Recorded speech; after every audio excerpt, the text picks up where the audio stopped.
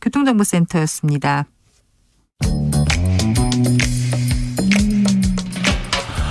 오늘의 정치권 상황 깔끔하게 정리해드립니다. 여당 야당 크로스 최가박과 함께 최가박당. 여야 최고의 파트너입니다. 주진우 라이브 공식 여야 대변인 두 분 모셨습니다. 최영두 국민의힘 의원 어서 오세요. 네, 안녕하십니까. 최영두 의원님 어디 계세요? 지금 전남 나주에 한국전력공사하고 네.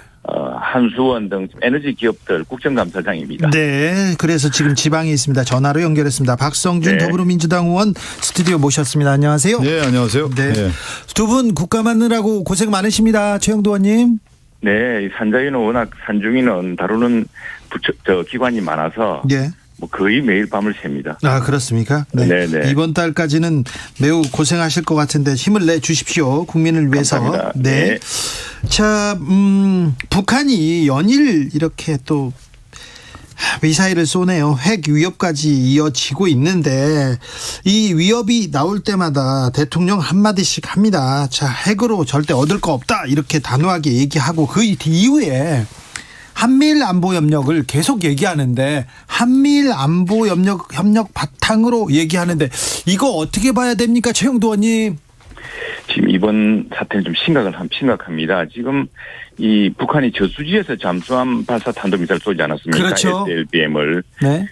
지금 우리의 전력 체제는 북한은 핵미사일 갖고 있습니다. 우리는 핵미사일이 없죠. 핵을 개발하지 않았으니까. 그런데 우리는 어떻게 대응하냐면은 만일 북한이 핵미사일을 쏘려는 움직임이 있으면은 미리 그 핵미사일을 쏘지 못하도록 선제 타격. 예, 그게 이제 킬체인 시스템이라는 겁니다. 네.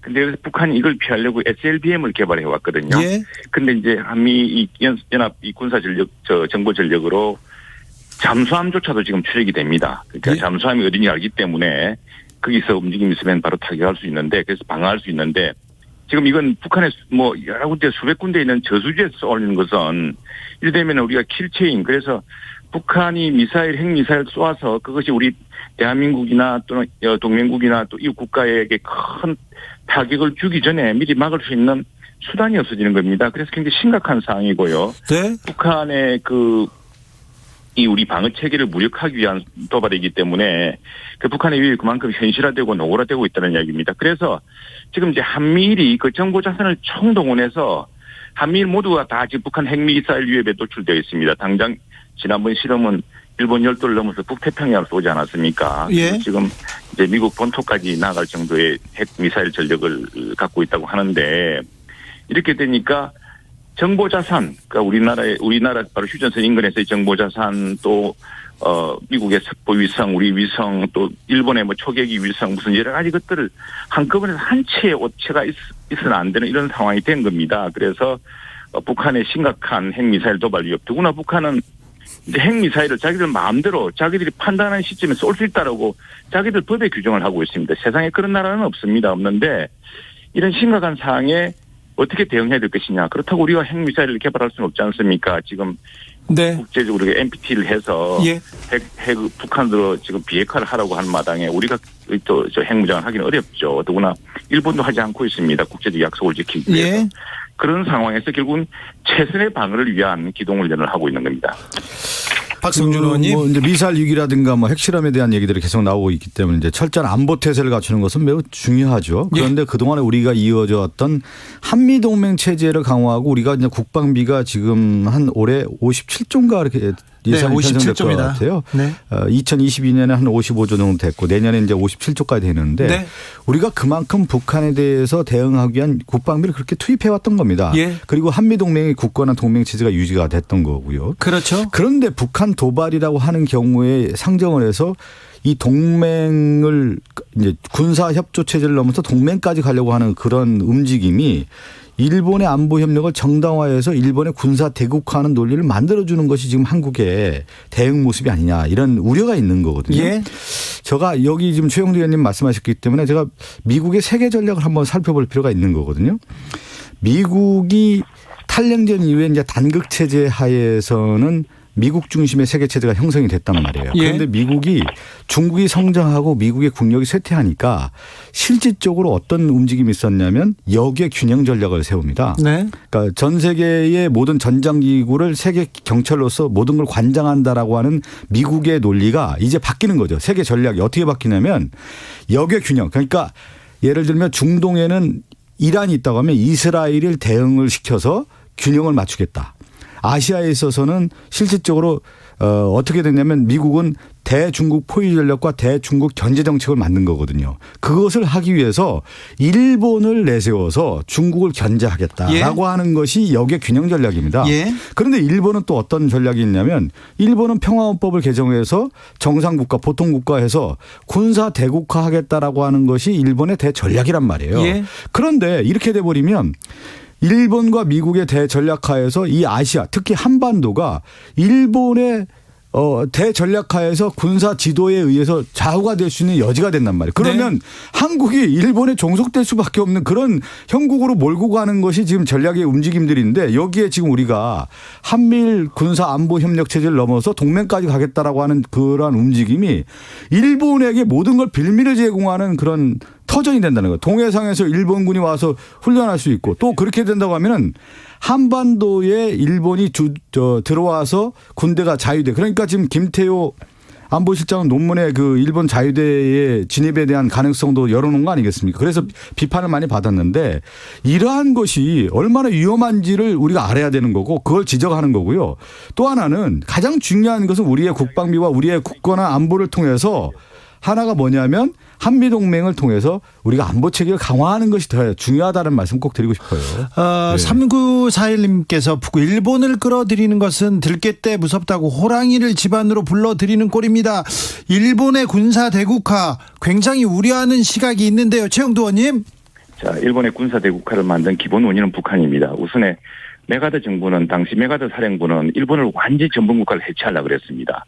그래서 메가더 평화 헌법을 만들었고 그것이 전후 일본의 그 온건한 평화 국가가 되는 기초였는데 그걸 무너뜨린 사람이 김일성의 남침이었습니다. 6.25 남침을 하면서 갑자기 일본 열도가 이제 그 한반도를 지키기 위한 또 6.25에서 북한을 패퇴시키기 위한 중공을 패퇴시키기 위한 전쟁기지가 되면서 일본이 경제 부흥도 하고 그 평화 헌법 체제로 만들었습니다. 메가더가 평화법 만들었습니다만 철저한 일본의 그 전쟁 범죄 처결이 일시 중단되는 그런 걸 만든 원인이 바로 북한입니다. 그리고 북한이 핵미사일 도발 그리고 일본은 지금 우리 한국과도 국교를 맺었지만 일본과도 국교를 맺기 위해서 그것도 김대중 대통령 때 노력을 많이 하셔가지고 일본 총리가 북일 간에 수교 노력을 했었죠. 네. 근데 그때 찬물을 끼운 사람들이 북한 사람들입니다. 북한 사람들이 핵미사일을 미사일을 쏘아가지고 일본 열도가 난리가 났습니다. 지금 일본에서 우리 온건했던 평화주의자들이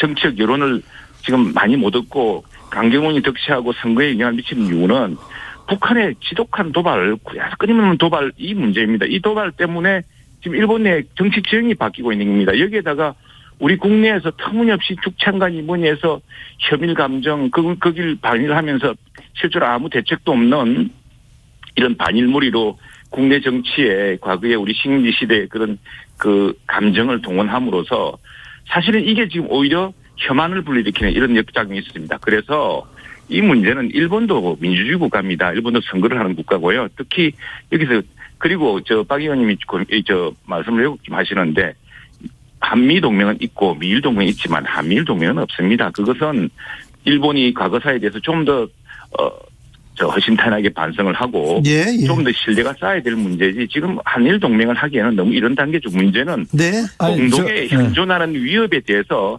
실질적으로 대응하는 게 중요하지. 지금 북한이 미사일 쏘고 우리가 서울과 한반도가 전체가 북한 핵미사일에 지금 언제나 노출됐지 위험에 처했는데 거기에 대응하기 위한 조치는 하지 않고 있지도 않은 것을 가지고 지금 자꾸 이렇게 선동질하는 것은 정말 도움이 안 됩니다. 정말 저는 민주당이요. 과거 왜 김대중 대통령이 일본 문화를 수입하고 또 또 김대중 오부치 오부치? 선언을 통해서 한일 관계를 정상화시켰겠습니까? 아니. 바로 남북 간의 평화를 위해서도 또 동북아에서 우리 대한민국이 정말 평화를 확장하기 위해서도 필요하기 때문에 그랬던 것입니다. 제발 좀 김대중 대통령과 오부치 시절에 그 정신으로 돌아가십시오. 지금 민주당은 틈만 나면 반일 선동만 하는데 왜 지금 임박한 북한의 위협에 대해서는 침묵합니까?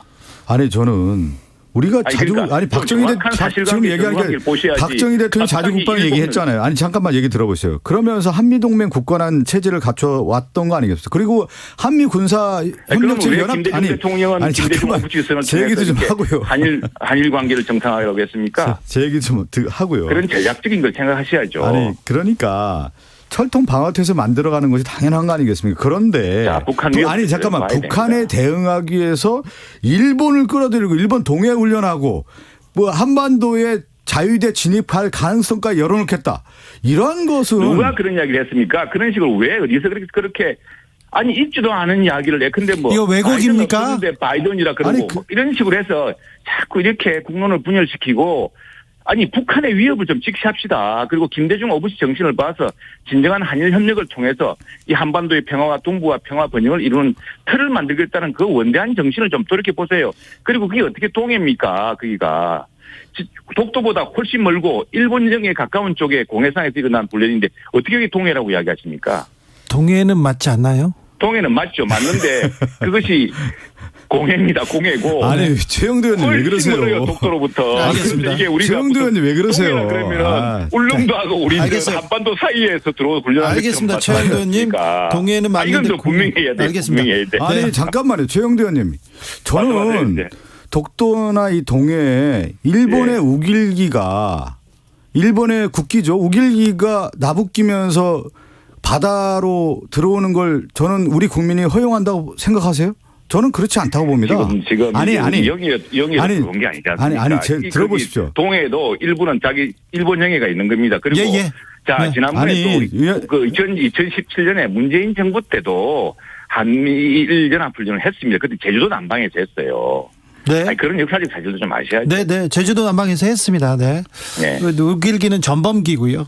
일장기인데. 네. 자, 0388님께서 미사일을 민간이 사는 곳에 낙탄시킨 정부가 더 무섭습니다. 이렇게 얘기하는데 보수 정부. 왜냐하면은 미사일 훈련을 안 했기 때문에 그런 겁니다. 훈련 없이 즉각적인 대응이 불가능하거든요. 우리나라 지금 백령도에서 K9을 빼가지고 육지에서 훈련하는 나라 아닙니까? 우리는 남북한 지금 합의 지킨다고. 아니 보수가 원래 이제 안보 얘기는 많이 하는데요. 네. 우리나라 제가 처음에 얘기했죠. 국방비 이렇게 많이 들이면서 일본까지 뭘 끌어들입니까? 한미동맹 굳건하게 해서 북한에 대응하면 되는 거죠. 우리 국방력 세계적인 수준이고 자주국방 가능하죠, 최영도 의원님? 자, 지금 보십시오. 제가 아까 초기에 말씀드렸지 않습니까? 지금 킬체인, 한미 간의 킬체인을 가지고 우리 핵미사일이 없지만 북한이 핵미사일을 쏘면은 핵미사일을 쏘는 움직임을 간파해서 30분 전쯤에 간파가 되어야 됩니다. 그래야 대응할 여력이 생기고 미리 발사 전에 혹은 고공으로 올라가기 전에 그걸 무력화시킬 수가 있거든요. 그런데 지금 이렇게 지금 북한이 은밀한 방식으로 열차에서 쏘더니 이게 자꾸 이동하면서 쏘니까. 저수지에서 쐈어요, 이번에는. 그렇습니다. 그래서 지금 1초가 중요합니다. 이전에 미국의 유명한 워싱턴 포스트 기자가 트럼프 그 책을 쓰면서 제일 첫물에 나온 게 뭔지 압니까? 트럼프가 한미 FTA를 없애겠다고 없애는 메모를 딱 책상에 두었더래요. 그런데 당시에 경제자문위원이 그걸 보고서 그걸 살짝 없앴다고 합니다. 왜 없앴느냐? 미군도 이게 주둔한 이유는 북한이 미사일 쏘면은 한국 한반도에 있으면 그걸 수초 내에 감지를 합니다. 그러나 알래스카에 있으면 몇 분이나 걸립니다. 그렇게 되면은 이 핵미사일이 날아오는 속도에 따라서요. 1초가 중요한데 그래서 빈틈없는 공조가 중요한 겁니다. 최영도 의원님은 그 위험 그러니까 이 전쟁의 위험을 줄이기 위해서 조그마한 정보라도 더 모아야 된다. 더 노력해야 된다. 그 얘기죠. 한일 간의 군사 정보도 교류하지 않습니까? 알겠습니다. 강주영님께서 북핵 위협에 도 국방비는 삭감하는 현 정부 말과 행동이 따로인 거 아닌가요? 왜 그래요? 얘기하는데 국방비를 전체적으로 삭감한 건 아니죠. 국방 예산이 국방 예산을 일부분들은 이제 했는데 지금 이제 이런 거죠. 윤석열 정부의 전체적인 전략을 보면 북한 고립화 전략을 하고 실제 이제 결국은 이제 북한 강경정 때 대결 긴장 국면을 계속 강화시키는 거 아니겠습니까? 아이고 북한이 대결 강경으로 나오니까 우리가 지금 대비태세를 강화하는 거죠. 아니 그러니까 뭐냐면 군사 안보에 대한 부분도 강화하면서 또 하나가 뭐냐면 정치 외교력도 강화시키는 거거든요. 그런데 그럼요. 지금 뭐냐면 윤석열 정부는 실제 외교력은 없는 거예요. 외교의 노선이라고 하는 것이 나토도 가고 하지 않았습니까? 나토 유럽의 힘까지 빌려고 하는 외교가 것이고. 안 보이는 거죠. 정치 외교에 대한 그 전체적인 다음 그림이 안 보이기 이슈로 때문에. 넘어가 보겠습니다. 해주세요. 자, 네. 그런데요. 아니 그래서 모든 걸 일본을 왜 끌어들이려고 하냐 이거예요. 저는 일본은 왜 그러더니 일본하고 일본 가까운 바다에서 같이 한미리 저 미사일 같은 걸 할 수 있는 연락 훈련을 한 것일 뿐이죠. 그런데 아니 박정희 대통령이 자주국방 얘기한 건 뭐니까 일본을 끌어들이는 자주국방을 얘기하는 보수 정권이 어디 있습니까? 그거를 잘 알으셔야죠. 아니 자주국방이라는 게 우리나라 국방비 그렇게 우리가 투입하고 이렇게 하고 있는데 그런데 친일 아니 일본을 끌어들여가지고 그 이제 자주국방하겠다는 거는 걸 보수 정권이 그렇게 얘기하면 누가 받아들이겠습니까? 자, 여기까지 할게요. 핵미사일을 개발하면 딱 그 균형이 이루어지겠지만 한반도 전체가 위태롭지 않습니까? 우리는 북한의 비핵화를 주장하고 있기 때문에 우리는 네. 핵 무장을 하지 않으면서 핵 무장한 북한을 상대하기 위한 예비적인 수단을 많이 강구해야 되는데 지금 이번에 저수지 그 SLBM이 지금 탐지가 불가능하기 때문에 알겠어요. 예, 탐지 그런 심각한 불가능. 문제가 있습니다. 여기까지 하고요. 네. 한미일 군사 안보 협력, 한미일 안보 협력 하다가 정진석 네. 비대위원장이 조선은 안에서 썩어서 망했다. 일본 조선과 전쟁 안 했다. 이 발언이 아니죠. 이 글을 SNS에 이렇게 꼭꼭 눌러 썼습니다. 이걸 어떻게 봐야 됩니까? 최영도 의원님? 저는 무슨 이야기인지 잘 모르겠는데 왜냐하면 모르겠어요. 아니 왜 또 부정하세요? 최영도 의원님 이런 부분에 대해서는 최영도 의원님 강하게 얘기를 하셔야죠. 이건 잘못됐다. 우리가 역사의식이 잘못됐다. 강하게 얘기를 해야죠. 지금 동북아 평화와 예. 한반도의 분단 그리고 또 일본의 극우 세력의 강경한 원인에는 북한의 극단적 대결주의, 네. 김씨 왕조의 세습 왕조들의 잘못된 선택. 자, 오늘 우리 한전에 왔습니다. 우리도 사실 자주국방을 위해서 핵무기를 잠깐 고민했던 적이 있습니다. 박정희 대통령 때. 근데 국제적 압력과 있기 때문에 우리가 무역 경제를 하기 위해서는 할 수 없다고 포기하지 않았습니까? 대신에 우리는 원자력 발전을 택했습니다. 그래서 지금 세계적 강국이 되지 않았습니까? 경제국으로 성장했고. 아니, 최영도 의원님. 북한에게 이걸 좀 알려주고 싶고 이렇게 한 건데. 그러니까 지금 한일 관계며 또 동북아 평화며 이런 걸 하는 그 북한의 원조적 책임이 가장 큰 거예요. 아니, 최영도 의원님 이거는 잠시만요. 제가 말씀하고 좀 얘기 좀 해주세요. 네네. 최영도 의원님. 이 정진석 비상대책위원장의 발언이 조선은 일본군의 침략이 아니라 안에서 썩어 문드러져서 망했다.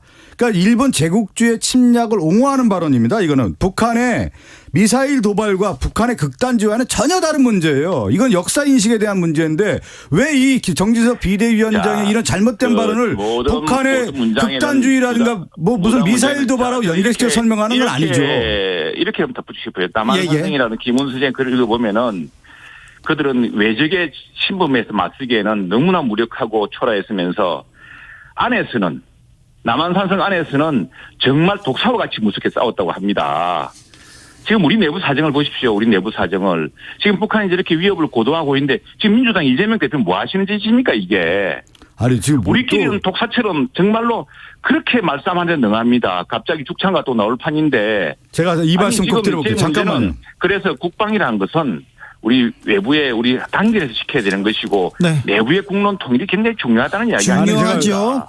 그게 없으면은 전쟁을 하지도 못하고 질 수가 저는 있습니다. 요 얘기 꼭 한번 해드려야 되겠어요. 저는 윤석열 대통령이 기억나는 게 대통령 출마 선언하면서 매연 윤봉길 기념관 앞에서 합니다. 윤봉길 기념관에서 했죠. 매연 윤봉길 기념관 아마 매연 윤봉길 선생님이 25세 세상을 돌아가셨을 거예요. 20대 중반에 가셨습니다. 20대 중반에 돌아가셨는데 독립운동을 하면서 어떤 얘기를 하냐면 장부 출가 생부라는 얘기예요. 네. 장부가 뜻을 품고 집을 나서면 살아서 돌아오지 않는다. 이런 마음을 가지고 일제 침략에 대해서 저항하면서 독립운동을 했던 분입니다. 네. 이 윤봉길 의사가 이 얘기 듣고 지하에서 벌떡 일어나게 생겼어요. 지금 보니까. 이게 지금 그 국민의힘 집권여당의 비상대책위원장 우리가 얘기하면 당대표 아닙니까? 당대표의 역사인식이 일본 제국주의 침략을 아니 저는 이건 상당히 큰 문제입니다. 이거. 그 요지의 맥락은 보십시오. 예. 김훈이 남한산택 바로 그런 이야기 아니겠습니까? 지금 우리가 왜 현존하고 지금 굉장히 위협적인 북한의 위협에 대해서는 민주당은 별로 주목하지 않고 지금 뭐 터무니없는 이야기로 언제 우리가 일본군을 우리 한국에 끌어들입니까? 예? 그리고 역사에 대해서 그 달리 지금 무슨 일본의 그 우리 한반도 침략의 역사를 잊을 사람이 누가 있습니까? 그렇죠. 최영도 아니, 의원님. 정말 상식적으로 생각을 하셔야죠. 기자 출신 그런데 최영도 의원님께 예. 기자 출신 정진석 비대위원장의 글에 대해서 하나만 물어볼게요. 네, 뭐라 했습니까? 일본은 조선 왕조와 전쟁을 한 적이 없다. 일본과 조선 우리 그 독립군들은 광복군들은 어떻게 되나요? 그리고요. 일본은 국군을 걸고 청나라와 러시아를 무력으로 제압했고 쓰러져가는 조선 왕조를 집어삼켰다.